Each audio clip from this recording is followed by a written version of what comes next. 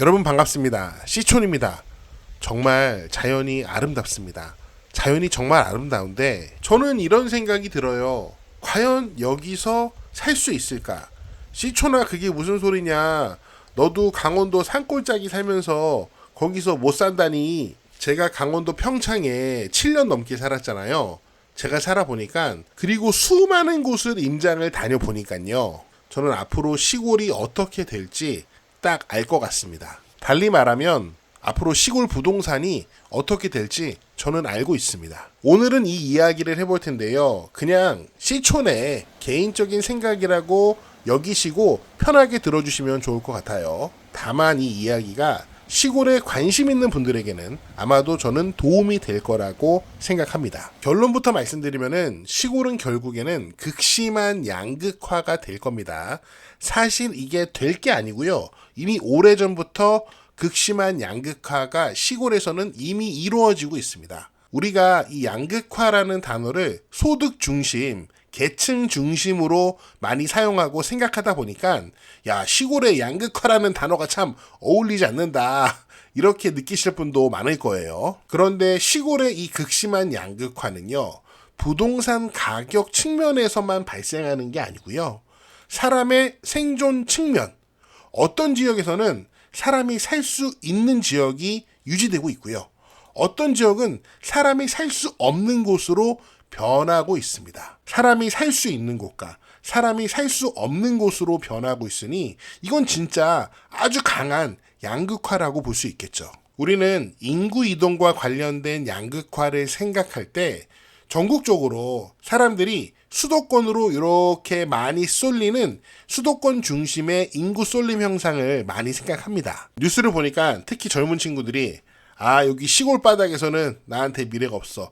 야, 수도권이라도 가야지. 내가 알바라도 하고 살지. 시골에는 알바도 없잖아. 혹은 좋은 직장을 찾아서 수도권으로 이동하는 사례가 많이 있고 분명히 이게 대세입니다. 하지만 저처럼 서울에서 태어나서 서울에서 교육받고 쭉 살다가 이렇게 시골로 내려오는 사람들도 소수 있죠. 아, 이거보다 더 적을까요? 요만큼 정도 될까요? 더 작나요? 한 요만큼, 한 1000명 중에 1명, 이렇게 반대 방향으로 가는 이상한 사람들이 있습니다. 분명히 대한민국 전체적으로 봤을 때는 수도권 외의 지역에서, 수도권 빼고 모든 다른 지역에서 수도권으로 인구가 쏠리는 것이 맞긴 합니다. 특히 젊은 층에서요. 그런데 시골에 평생 살던 사람들이 모두 다 수도권으로 이사가는 것은 아닙니다. 자, 시골을 보겠습니다. 자, 여기는 제가 살고 있는 강원도 평창군입니다. 지도상에 파란색으로 표시가 되어 있는데요. 시골에서는 어떤 일이 벌어지고 있을까요? 물론 아주 단순하게 일반화할 수는 없지만 제가 평창군 내의 일부 거점들을 표시를 해놨습니다. 그리고 사람들은 물론 아주 단순화할 수는 없지만 이런 식으로 이동을 하고 있습니다. 평창군이라는 굉장히 넓은 지역에서 사람들이 살만한 곳으로 조금씩 모여들고 있는 거죠. 그런데 만약에 여러분이 이 평창군에서 가장 변두리 지역을, 예를 들면 이런 자리 선택해서 귀촌을 하면 어떨까요?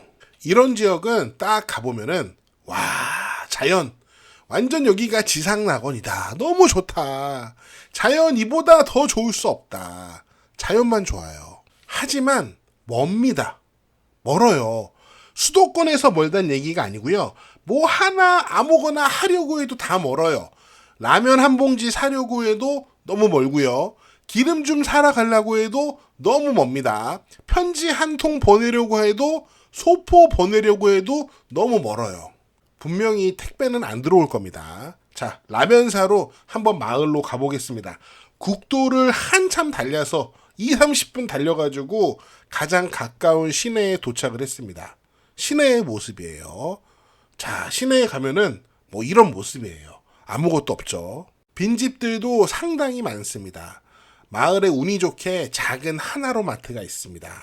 하나로마트에 가니까 물건 파는 게 이게 전부예요. 이거 말고 별로 구할 수 있는 게 없습니다.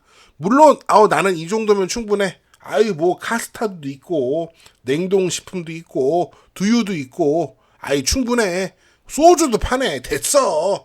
뭐 요 정도로 나는 만족하면서 살 수 있어. 그런 분들은 괜찮아요. 택배 나는 필요 없어. 그런 거 필요 없어. 그런 분들은 괜찮아요. 보통 이런 지역들이 땅값도 집값도 굉장히 저렴한 편입니다. 그러니까 나는 아주 싼 땅을 사가지고 거기다가 농막 하나 놓고 한번 살아볼래. 그런 분들한테는 좋은 선택의 기회가 될 수도 있어요. 다만 모든 생활적인 측면이 다 불편하다. 주변에 사람이 거의 없다. 여기서 빠져나가려면 국도를 한 30분 이상 타야 된다. 진짜 깊은 곳은 뭐 국도 한두 시간 타는 거는 1도 아닙니다. 이런 식으로 시골 내에서도 너무 변두리 지역은 이런 특징이 있습니다. 반면에 시골에서도 사람들이 모여드는 곳을, 예를 들면 이런 곳은 어떤 모습일까요? 여기가 제가 살고 있는 봉평입니다. 저희 마을의 모습을 한번 보여드리도록 하겠습니다. 와, 이거 완전 도시죠? 아까 봤던 마을에 비해서는 완전 도시입니다. 물론 서울에 비하면은 진짜 깡촌이죠. 약국도 있고, 뭐 머리 자르는 미용실도 있고요. 그 다음에 뭐 여기 CU도 있고, 치과도 있고, 저 멀리 여기 보이는 큰 건물이 하나로 마트입니다. 여기 가면은 필요한 거 다 살 수 있어요. 물론 도시 마트보다는 좀 비싸긴 합니다. 그래도 필요한 물건을 다 구할 수 있어요. 여기 봉평 시내까지 저희 집에서 한 차로 3분 정도 걸립니다. 봉평 장에 가면은 여기 막국수집이 굉장히 많은데 여기는 임영웅 촬영지. 영웅이 와가지고 이 막국수집에 손님이 진짜 많아요. 그리고 메가커피도 있습니다. 야, 무슨 시골에 메가커피냐, 저거 장사가 되겠냐. 여러분 한번 주말에 가보세요. 사람들 밖에 줄 쫙 서 있습니다. 장사 잘 돼요. 그러니까 생활 편리성만 따졌을 때는 아까 봤던 변두리 마을과는 굉장히 극명하게 다르죠. 저희 동네에는 택배사 대리점들이 거의 다 있어요. 우체국, 뭐 대신택배, 경동택배, 대한통운 등 대리점들이 다 있어가지고 택배도 다 들어옵니다. 그래서 여기가 제가 사는 동네인데요. 이런 동네의 특징은 아까 봤던 변두리 지역과 사람들이 떠난 지역과 비교했을 때는 분명히 살기 편합니다. 그리고 접근성도 좋아요. 근데 반면에 아까 봤던 변두리 지역은 땅값과 집값이 매우 저렴해요. 하지만 이런 동네는 여러분이 직접 알아보시면은 이 부동산이, 토지나 집이 생각보다 비쌉니다. 야, 무슨 시골집이 그렇게 비싸냐? 이런 생각이 들 정도예요. 저도 시골집을 예전에 처음 알아볼 때는 이런 생각을 했어요. 시골집에 왜 돈을 써? 나는 1억대 안에서 반드시 해결을 할 거야. 그 이상은 집을 절대 안 사. 이렇게 생각을 하고 집을 막 봤는데 그런 집은 별로 있지도 않고 그 1억대 집을 봤더니 집이 다 개판이더라고요. 개판이란 말은 여러 가지 면에서요. 동네가 안 좋기도 하고 땅이나 집이 북향이기도 하고 집이 너무 오래됐기도 하고 여러 가지 면에서 제가 도저히 살 수 있는 조건이 아니었던 거예요. 제가 애가 셋이나 되잖아요. 아이들을 데리고 살 집을 찾다 보니 도대체 1억대에서는 집을 선택할 수가 없었습니다. 생각보다 괜찮은 조건의 시골집이 굉장히 비싸요. 자, 그렇다면 시골에서 이렇게 극심한 양극화가 발생하는 조건은 어떤 것들이 있을까요? 굉장히 많은 조건들이 있는데 저는 크게 두 가지라고 생각해요. 첫 번째 가장 중요한 게 교통입니다. 교통. 그 중에서도 고속도로가 차지하는 게 굉장히 커요. 고속도로 접근성이 좋냐 나쁘냐가 굉장히 큰 차이를 만들고요. 두 번째로는 자연입니다. 자연? 시초나 무슨 소리냐? 시골은 자연이 다 좋은 게 아니냐? 아니에요. 여러분 돌아다녀 보세요. 시골도 자연이 굉장히 좋은 지역도 있지만 시골에는 뭐 축사도 있고 돈사도 있고 공장도 있고 사람들이 안 좋아하는 시설이 많은 곳도 있습니다. 그런 데는 자연이 안 좋아요. 제가 이거는 여러 번 영상에서 예를 들어서 설명한 적이 있는데 이게 평창군의 각 읍면의 지난 8월 기준 인구 현황입니다. 보시면은 인구들이 쭉 있는데 대부분 남쪽 지역보다는 북쪽 지역의 인구가 더 많이 몰려 사는 것을 확인할 수 있습니다. 평창에서 사람이 제일 많은 곳은 진부면이고요. 두 번째로 많은 곳은 평창읍입니다. 자, 왜 이런 현상이 발생이냐면은 이렇게 영동 고속도로가 평창 북부를 지나갑니다. 그리고 또 이렇게 KTX가 평창 북부를 지나가요. 기차역은 여기에 평창역, 여기에 오대산 진부역이 있습니다. 교통이 북쪽으로 쏠려 있습니다. 그래서 북쪽에 사람들이 더 모일 수밖에 없는 상황이에요. 그런데 여기 평창읍은 왜 사람이 많냐? 여기는 군청이 있습니다. 군청이 있어가지고 공무원들이 많이 있고, 공무원들이 생활이 안정적으로 살다 보니까 장사하는 사람들은 여기서 장사해야죠. 그래서 생활 인프라가 괜찮은 편입니다. 그래서 여기는 사람들이 좀 있어요. 잘 보면은 밑한면 인구가 가장 적죠. 2,000명이 되잖아요. 이제 1,500명 밑으로 떨어졌네요.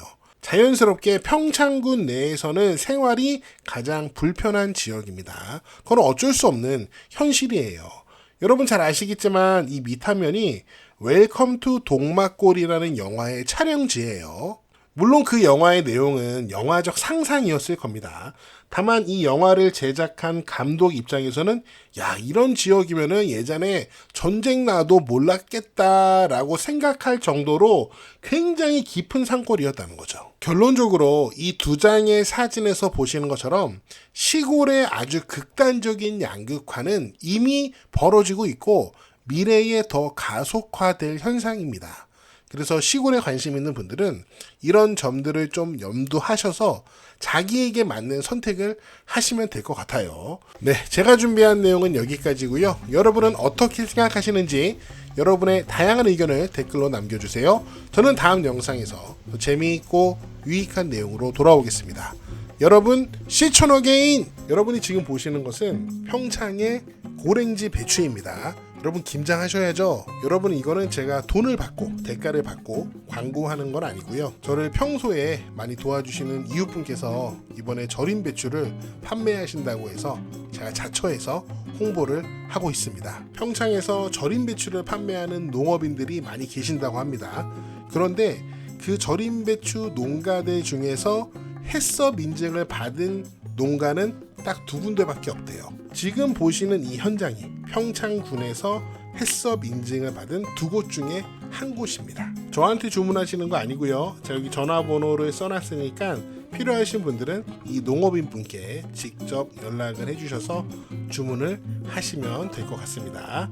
시촌 채널 보고 주문합니다 이렇게 말씀해 주시면 좋을 것 같아요. 많은 관심 가져주시고요. 여러분 김장 맛있게 하세요.